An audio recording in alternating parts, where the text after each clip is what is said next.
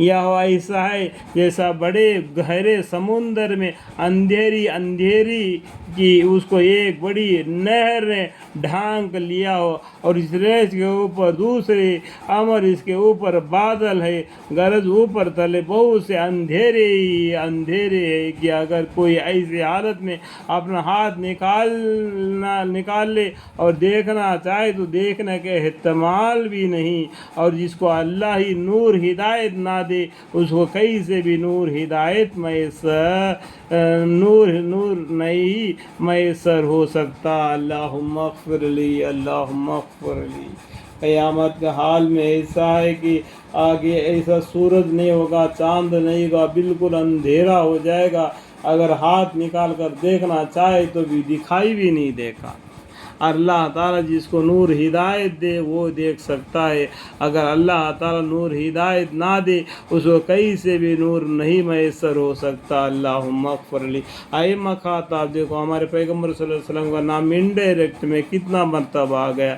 आए मोहम्मद सल्लल्लाहु अलैहि वसल्लम, आए मखाताब, क्या तुझको मालूम नहीं हुआ कि अल्लाह की पाकी बयान करते सब जो कुछ आसमानों में और ज़मीन में मखलूक़ात है, और बलकर परिंदे जो पर फैलाए उड़ते फिरते हैं, सबको अपनी दुआ और अपनी तस्बीह मालूम है। देखो परिंदों को भी, झाड़ों के पत्थरों को भी अल्लाह ताला की याद उनको गफलत में नहीं डालती, यहाँ तक कि चुमटी भी अल्लाह की इबादत में मशगूल रहती है। ठीक है, अल्लाह ताला को उन लोगों के सब अफ़आल का पूरा इल्म है, इन जी जानवरों का सब का इल्म अल्लाह को है, चुमटी से लेके हाथी तक, इंसान से लेके दुनिया में जितने भी जीव मखलूक़ात है, और पानी में जितना भी जीव मखलूक़ात है, आसमान में जितने भी मखलूक़ात है, सब की गिनती अल्लाह को मालूम है, उन सब की दुआ, उन सब की इबादत अल्लाह को मालूम है, और अल्लाह ही की हुकूमत है आसमान और ज़मीन में,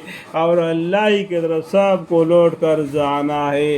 क्या तुझको ये बात मालूम नहीं कि अल्लाह ताला एक बादल को दूसरे बादल की तरफ चलता करता है, और फिर इस बादल के मजमा को बाहम मिला देता है, फिर इसको तबाह करता है, फिर बारिश को देखता है कि इस बादल के बीच में से निकलती है, और इसी बादल से यानी उसके बड़े बड़े हिस्सों में से औला बरसाता है।